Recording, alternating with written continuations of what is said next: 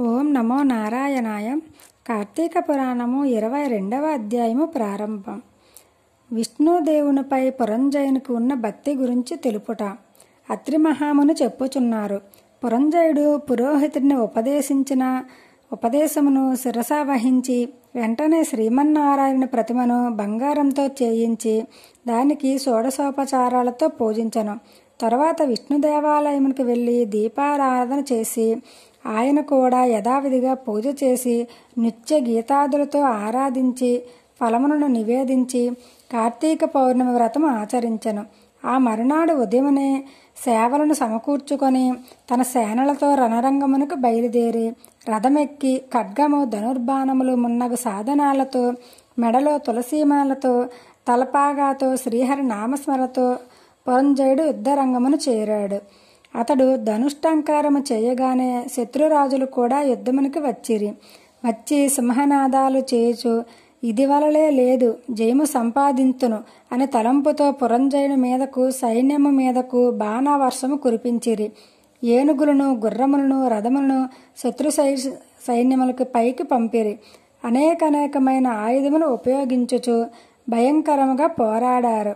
కాంబోజరాజు మున్నగవారు ఆ యుద్ధములో తమ రథములు, గజములు, అశ్వములు, పదాతిగలములు క్రమముగా నశించుచున్నవి. పట్టు విడువక ఆవేశంతో పురంజయునితో పోరాడుచున్నారు. కాని వారందరూ పురంజయునుడు మహాపరాక్రమకానికి ఆగలేకపోయితిరి. సైన్యములన్నీ నశించగా వారు పురంజయుని ముందు నిలువలేక తమ తమ రాజ్యాలకు పారిపోయినారు. శ్రీహరి అనుగ్రహము చేత పురంజయుడు విజయము సాధించెను. శ్రీమన్నారాయణుడు మనకు మిత్రుడైనచో శత్రువులను గెలవవచ్చును. అధర్మమే ధర్మమగును. ఆయన ప్రతికూలముగా ఉన్నచో మిత్రుడే శత్రువగుదుడు. ధర్మమే అధర్మగా భావించదము. అందుచేత కార్తీక వ్రతము చేసి శ్రీహరి శరణ పొందిన వారు కష్టములన్నీ తొలగి సుఖ సంపదలతో పొందుతారు. విష్ణు భక్తుడు మహాతేజము కలవాడు. అటువంటి వారెక్కడో కానీ కనిపించరు. అట్లే కార్తీక వ్రతము చేయువారందరూ కూడాను అరుదుగా కనిపిత్తురు. గోవింద భక్తులై కార్తీక వ్రతము చేయువారు పరమ విష్ణు భక్తులని గ్రహింపవలను. కార్తీక వ్రతము చేయువారు శూద్రులైన వైష్ణవులే అని తెలుసుకొనవలను. బ్రాహ్మణులై పుట్టి వేదశాస్త్రములు చదివిన వారు కూడా హరిభక్తి లేనిచో శూద్రునితో సమానులే. వేదములు చదివి విష్ణు భక్తుడై కార్తీక వ్రతము చేయు బ్రాహ్మణుడైన వైష్ణవుల కంటే గొప్పవాడు. దామోదరుడు అనుతనే నివసించుచున్న సంసార మహాసాగరములు సుఖముల కంటే దుఃఖములే ఎక్కువ. ఆ సాగరమును తరించుటకు విష్ణు భక్తి ఒక వాడై ఉన్నది. ఏ జాతి వారైనను విష్ణు భక్తుడైనచో వారిని నారాయణుడే సంసార బంధముల నుంచి దాటించును. హరిభక్తి యొక్క వైశిష్ట్యము ఏమని చెప్పగలము?